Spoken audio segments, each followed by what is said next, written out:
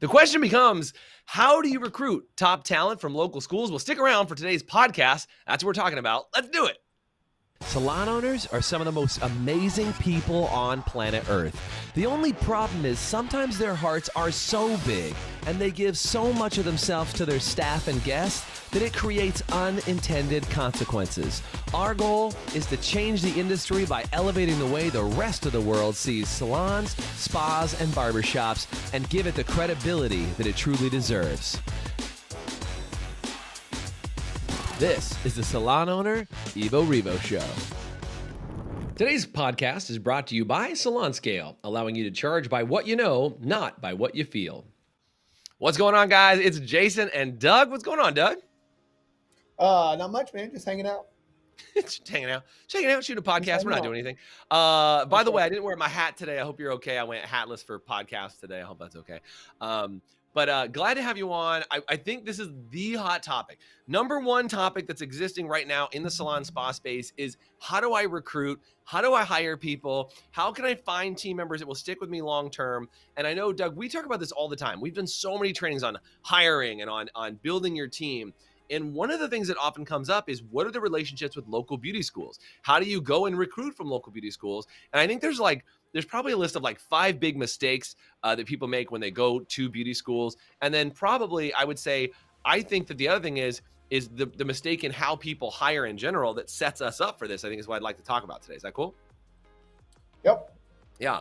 So I think one of the big mistakes I see people do on a regular basis is they, and I'm talking hiring in general, is when they go to hire, and this is how we'll get to beauty schools today, is when they go to hire, what they're trying to do is they're trying to hire somebody who's already talented, who's perfect at what they do, like they have no issues, no drama, no anything, and a full book of business that they can bring with them to the salon. So they've hired that quote unquote perfect person that their salon needs in order to grow their salon company. They're like, hey, can you just send me 10 people who have a full book of business, no drama, no issues, and they exactly match the ethos and the culture of our team. Where are those people? Can you just please send them in? I need 25 of those by next week. Unicorn hunting. Yeah, unicorn hunting. Yeah, and I think that's a problem because it's not really the way that it works. And so, Doug, you are a big proponent of this because I've seen you do it over and over again. We teach it in the academy.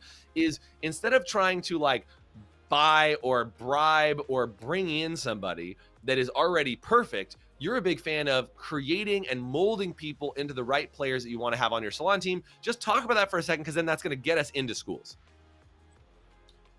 Yeah, I mean, I think you do a lot better finding somebody that you can coming out of school and finding that right person out of school, which we're going to talk about today.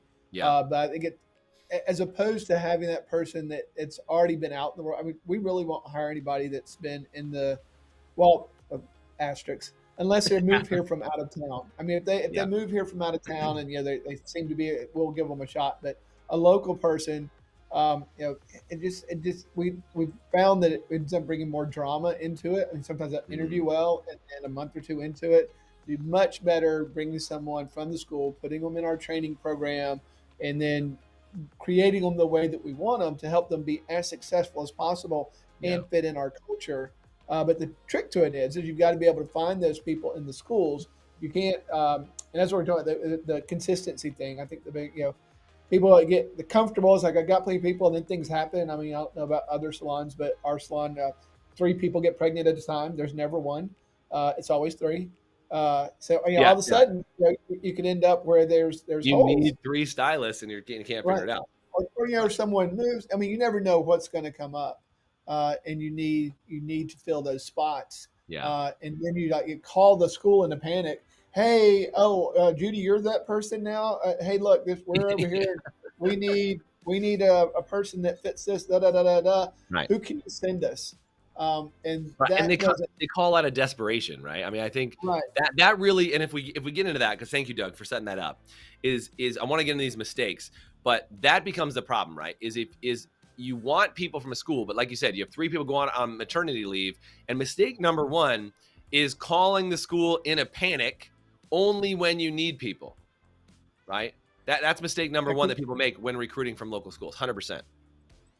Because we work with a lot of the people in our academy also own schools, And they say it's one of the most irritating things they have. It's like somebody they haven't heard, have reached out, tried to connect with the salons before to get them to participate in things or help out with stuff at the school.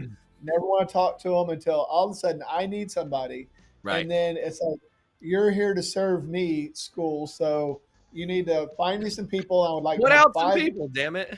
I need 5 applications of perfect people by the end of the week, if that's at all possible. And I Yeah. mean that it's not the way that's going to get you there. I think that is by far one of the Right. big mistakes. Right. So Hey, yeah, go ahead, say. yes, Sorry. I'd say one of the other ones that people do that I know that salon owners don't particularly care for Or is they the say, school well, owners. I want to build a relationship with the school, so I'm going to go teach something at the school. And so Uh, you call up the school and say, hey, I'm willing, you're so lucky, I'm willing to want to teach something at your school. yeah. What would you like me, wonderful salon owner, or one of my team members to come teach for you? And it's like that there again, you're Yeah. putting the work on the owner of the school or the director of the school. And so there's a little bit of a twist on that and say, hey, I've got this really great thing that I think will add a lot of value to your students. This is what it is. Is that something that you would like us to bring to your school? So now then all they Mm, have to just say, yeah, that sounds interesting. Love to have you do it. Instead of like figure out what they want and when and you putting all the work on the school owner or director instead of you coming with a package and say, hey, this is something that we've done. This time I think would add a lot of value to your students. We'd love to be able to get in front of them and present this for you. And on that yeah. note too, when you're going in and you're doing that, you got to make sure that it's a subtle art of selling your school without selling or selling your salon without Right. selling your salon. Well, and that becomes mistake number 3, right? Is mistake number 3 is you go in selling your salon hard, Yep, right? When you do because that actually just go into school. it turns people off, and they're going to quit listening to you. Students are going to quit listening to you, and they're going to feel like, oh, I was just in a sales pitch, but I Right. didn't learn anything. I was in a sales pitch because you shut them down. Because Yeah. it's fine to talk about how things should be and talk about salons in general, and you can mention, and by the way, that's one of the things we do at our salon. Right. This is what you're looking for. This is what's good. But talk about in general, and you can casually say, by the way, that's what we do at our salon. And what you're wanting to do, in my Yeah. opinion, is at the end of whatever that class is, have people come up that want to know more information. I think sometimes people make the mistake of wanting to, vomit all the stuff about their salon in their Yeah. class, and no one's like, oh no, I'm good, and then try to walk out the door because like, this person's Right. chasing after you. It's like we were talking to somebody a while back about the difference between being the chaser and being chased. Yeah. When you go into salon, you don't want to be the chaser because you're going to chase everybody off. What you want to do is make it where they're all chasing you. So that's Yeah. that twist on it makes a huge difference. And there's some other things we're going to talk about here in a minute that make a big difference in the way that you introduce yourself into the school situation. Yeah, so let's. I just want to recap on the 3 things we covered so far. So number 1 is you call the salon in a panic only when you need staff and you've built no relationship, right? Like that is mistake number 1 is you just call. And by the way, I'm guilty of that. Can I just say when I used to hire interns on for our company is like, we'd have an intern, no big deal. But then if I didn't have an intern, I'd call the school and be like, hey, by the way, who do you got for me? And they'd always send me like the worst referrals because we had zero relationship outside of that. I had to learn that, like, look, if I want to continue to get interns, I'm going to need to maintain a relationship with that school or with that, that organization in order to make people happen. So we talked about, and we'll talk about in the podcast today, how do you maintain those relationships? Then the second mistake was making the school do all the work, calling and saying, hey, what do you need to teach? I'm really good at teaching anything. What do you have for me to teach? And I love what you said about that, Doug. Is like have a couple of things lined up that you want to teach. And it kind of marries into this next point. When you have a couple of things lined up to teach and say, hey, I can come in and teach. And I'm going to give you some titles. Okay. Steal these titles is the 5 questions you need to ask any salon before you go to work for them. That's an amazing class, right? 5 things you need to ask any salon before you go to work for them. So here's why this is a benefit. I want you to hear this because that question will set you up for the mistake number 3, which is not selling your salon too hard. So here's the subtle art of selling as you go into that salon or as you go into that school. If you walk in the door in school and go, hey, I know you guys have a bunch of new students graduating. I'd love to teach them the 5 questions they need to know about a salon before they walk in the door, the 5 questions they need to ask, and I'd love to be able to chat with them. So you go in, you teach this class, and you go, hey, here's the 5 things, and I'll make them up. But the 5 things you need to ask are, what type of education program do you have? How do you help train associates on the floor? What type of person are you looking for? And you give them a couple questions. And as you teach them this process over the course of an hour, whatever the class is, you can say, well, look, here's what I would ask, and here's how we would answer that question inside of our salon. And so what you're doing is you're actually teaching them how to look for your salon. Does that make sense? It's like, well, at our salon, we have an education plan, and we make sure that we provide, continuing education for this and this and this. Instead of going in and just saying, well, at our salon, we teach this and this and this and this and this. So you're actually teaching them what to look for.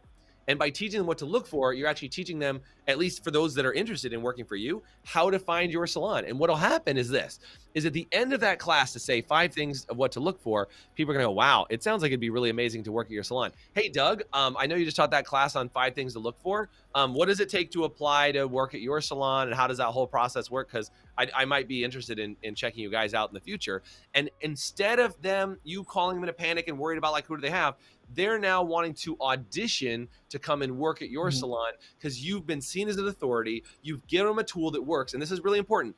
That tool works without them coming to your salon. It's like, hey, at any salon, they should have a continuing education plan. They should have a comp strategy. They should have they have all this list of criteria. And that's what you're looking for in a really good salon. Here's what we happen to do. If we'd be a good fit, please let me know.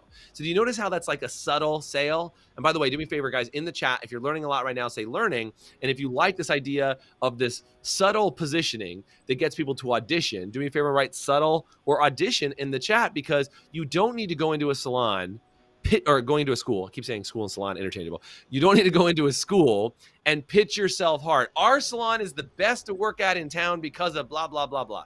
Teach them something useful. Give the school something useful. And as a byproduct of you educating them, they will want to work with you. Does that make sense, Doug?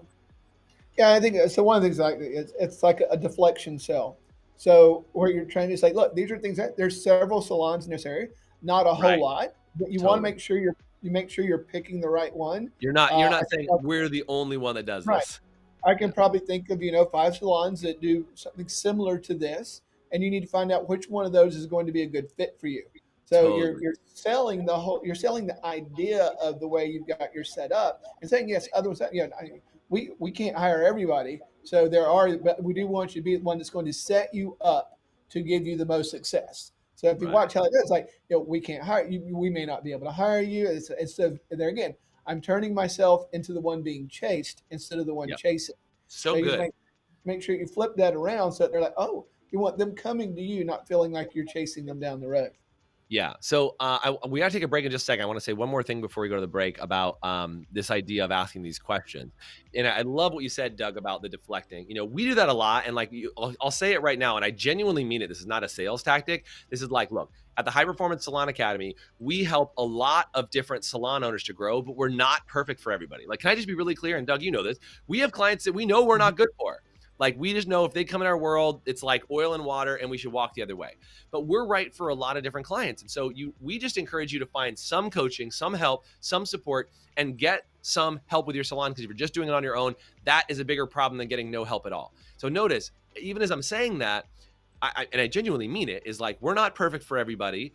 And if we are the right fit, call us. If somebody else is the right fit, call them. Just make sure you're getting support. And that's why we're here in exactly the same process we're teaching on this podcast. We're giving you support and assistance to learn about growing your salon, even without you being a client. That's the same framework that is a marketing tried and true tested principle. If you educate people and you give them information, the right people will become attracted to you, and the right people will inquire about you instead of you having to do the chasing. We got to take a quick commercial break. When we come back, the other 2 big mistakes that people make when recruiting from local schools. We'll be right back after the short commercial break.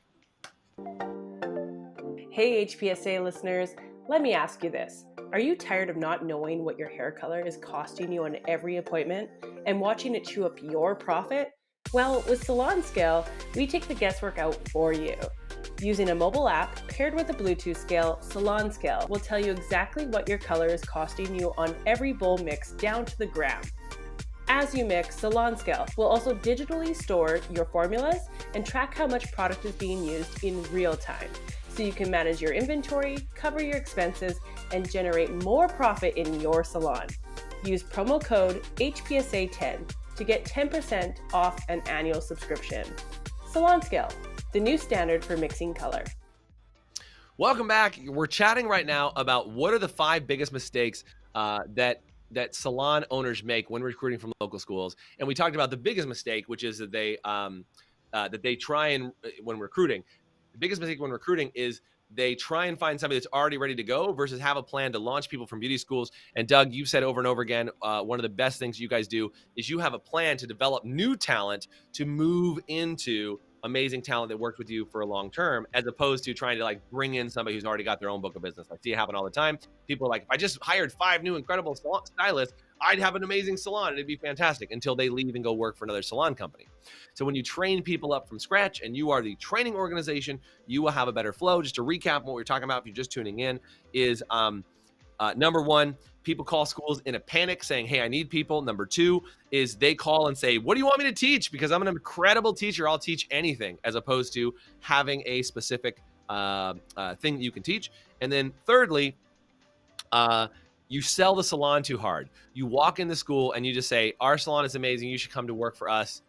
Thank you, pay me. You know what I mean? Like, you have that type of attitude where you're the only option, and make sure you present yourself as the other option. Doug, you were just mentioning another thing that was going on, another mistake that people make when they go into schools. What was that?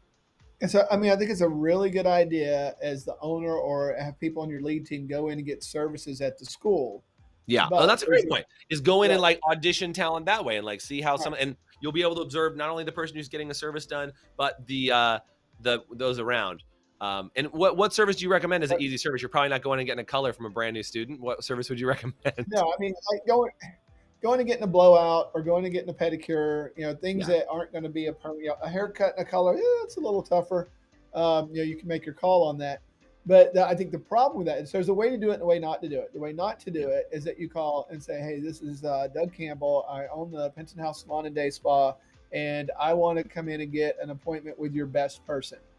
That would be the way not to do it, because you may get the I'm the owner and I'd like to come meet with your best person. So that's mistake number 4 is announcing yourself, making it a big deal, and saying I'm interested in, I'm looking for people. It's a lot of pressure.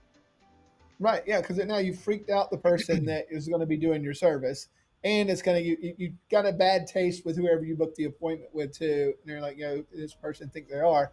So instead, just book like you're a normal person, and go in and have it. So maybe you're not with the best person, but you get the opportunity to look around and talk.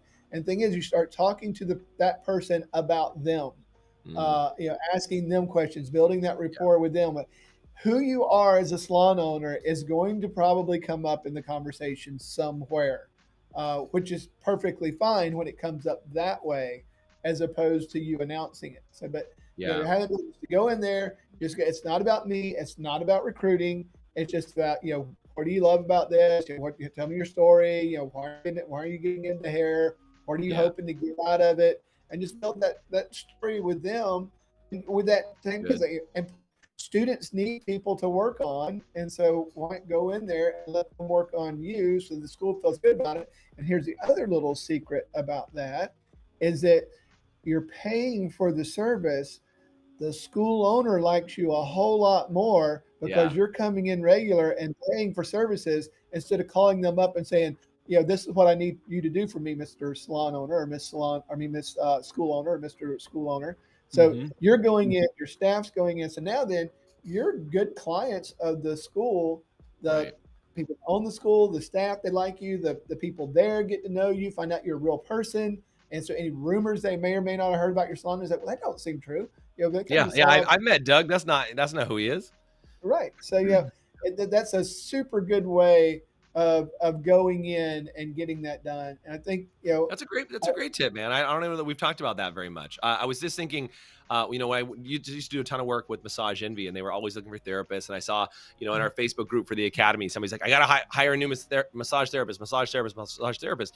And what they would do is they're like, all right, well, they'll do an audition massage. But if you're like, hey, I'm just going to make it a point as a salon owner to go get a massage, once a month or twice a month from new talent at the local beauty school who's doing massages, that's a great way. Like, hey, what got you into this? How have you been doing it? And like, they don't need to know it's an audition for a job. right? And Right. you might, and again, I love what you said. Like, don't make it be focused on you. Like, hello, I just want to introduce myself. I'm the salon owner down the street. I'm the salon. I have the salon and spa, whatever. Pressure's on. Better make this a good massage, right? But just being able to, like, if you're like on a regular basis, you go in to just see what talent's doing. Like you said, manicure, pedicure, massage, blowout, and just get the feel and like spend some time there. And again, if you want to talk about building that relationship up with that school, great way to do it. That's a hot tip, man. I really appreciate that one. That's a great one. By the way, if that was helpful, to be fair and say hot tip in the chat. If that was a good hot one. And then there's also the conversation you have there again is that you're not, even once they find out you're a salon owner, just talk about the industry in general of things that could help them along the way. Let them come to you. Don't chase them down. And I think the fifth thing that I think people do that's a little bit of a mistake is when they try to like we're big fans of the donut drop. Just go by. I was gonna say when we said fifth, I'm like that was the one I was talking about. Also, was gifts. So keep going. Go ahead.